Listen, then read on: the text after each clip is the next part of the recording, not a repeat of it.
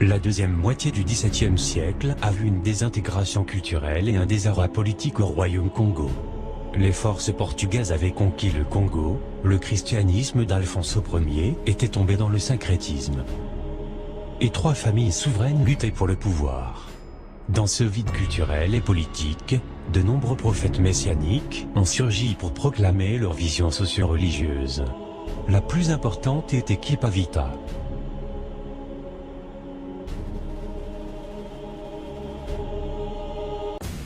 Elle grandit à une époque où la guerre civile fait rage entre différentes factions au sein du royaume Congo, affaiblie par des conflits incessants avec le Portugal et certains peuples voisins. Issue d'une famille de la noblesse Congo, Kipavita est baptisée à une date inconnue, peut-être par un prêtre métis originaire d'Angola, Luis de Mendonça. À l'époque, une grande partie de la population du royaume du Congo est catholique, l'évangélisation ayant commencé dès la fin du XVe siècle, avec le baptême de Nzigankougou sous le nom de Jean Ier. Dès sa jeunesse, elle est reconnue comme Nganga Marinda, intermédiaire entre les hommes et le monde des esprits. Elle est initiée au sein de la société secrète, dite Kimpazi.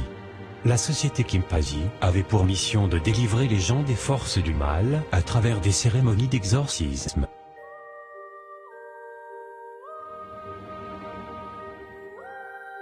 Elle est influencée par les prophéties d'Apollonia Mafuta, qui annonce un châtiment divin et se promène avec une pierre, qu'elle présente comme la tête du Christ déformée par la méchanceté des hommes. Kipavita avait pour habitude d'effectuer des retraites spirituelles ou mananga dans la nature, et commença à prêcher sur le mont Kibangu, la montagne sacrée. Selon Kipavita, le Congo et la Terre Sainte, les pères de l'Église sont en réalité des Africains. Selon elle, l'histoire de l'Église est une histoire africaine, une histoire Congo. Saint Antoine est apparu devant moi et m'a dit: Je suis Saint Antoine, j'ai été envoyé par Dieu pour apporter son enseignement au Congo. J'ai longtemps essayé de venir en aide à ce peuple, allant de province en province, j'ai d'abord été à Nzoto, mais ils ne m'ont pas bien reçu. Ensuite je suis allé à Soyo, ils ont voulu me battre. J'ai fui et je suis arrivé à Boula, la même chose m'est arrivée. Actuellement, j'essaie ici à Kibangu et je t'ai choisi ensuite. Nous sommes un grand peuple, le peuple de Nzembe. Ne l'oubliez jamais.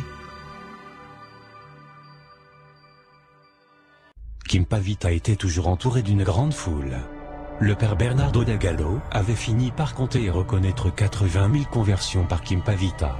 Même Donna Maria Hippolyta, l'épouse du roi Pedro IV, s'était aussi ralliée à la nouvelle religion du Bouddha Mama Kipavita.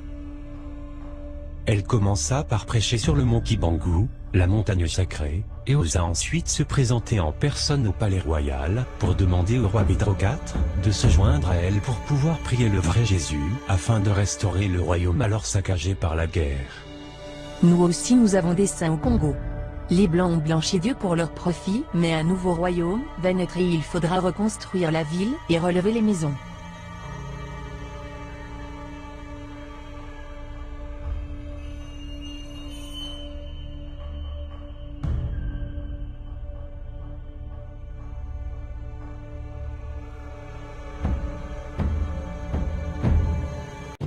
La renommée de Kipavita menaçait celui des missionnaires. Elle était devenue une menace considérable, qui risquait de conduire à la chute de l'Église, à la défaite de la théologie chrétienne, et donc à la perte de contrôle du royaume par les missionnaires. Il fallait trouver une astuce pour l'éliminer. Pour la jeune femme, les Capucins étaient des sorciers. Elle les surnommait Ndoki, Nkadi Mpebe. Kipavita élabora un enseignement religieux purificateur luttant contre le désordre moral, les objets de superstition et les fétiches. Elle prêcha autour d'elle la formation d'une société basée sur l'amour et le respect. Et mit en place une église, disposant de messagers consacrés entièrement à son service, qui portait sa parole de village en village dans chaque province du royaume Congo, et faisait de ses disciples, les Antoniens. Elle rembella les missionnaires capucins italiens, qui monopolisaient la révélation divine, et poussa au boycottage des sacrements, qu'ils administraient, flux de baptême, flux de confession, flux de mariage.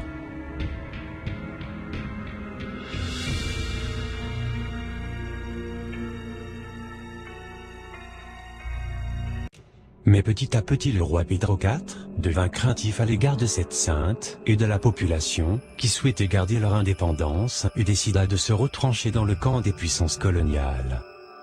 Déçu par ce revirement de situation, Kimpavita ramena Joao II, le second prétendant au trône Congo dans la capitale, et le pire ennemi du roi destitué Pedro IV, que la population voulut sacrer roi sous la condition que la tutelle coloniale soit rejetée et que le Congo redevienne seul maître de son destin.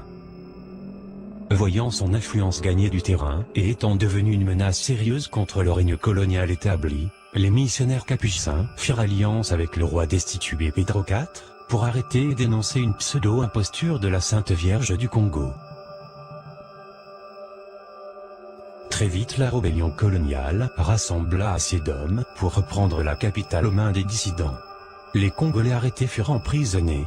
Quant à Kimpavita, elle fut retrouvée en pleine brousse en train d'allaiter un bébé qui pleurait, son fils qu'elle avait eu de son garde du corps. Le conseil royal sous la présidence de Don Bernardo, le grand juge, assisté du secrétaire royal Miguel de Castro, prononcera la sentence de mort contre Kimpavita pour hérésie, crime de nature religieuse et mensonge, après un procès monté de toutes pièces par les capucins. Elle fut conduite sur un grand bûcher et fut exécutée le 2 juillet 1706. Mais un autre miracle se produisit, à l'endroit où elle fut brûlée, on vit apparaître une grande étoile. Des rumeurs circulaient et annonçaient que Kimpavita devait se réincarner quelque part au Congo. Et d'ailleurs, quelques jours après son exécution, quelqu'un avait dit que l'on avait aperçu Kimpavita dans la région du Mbaza Congo.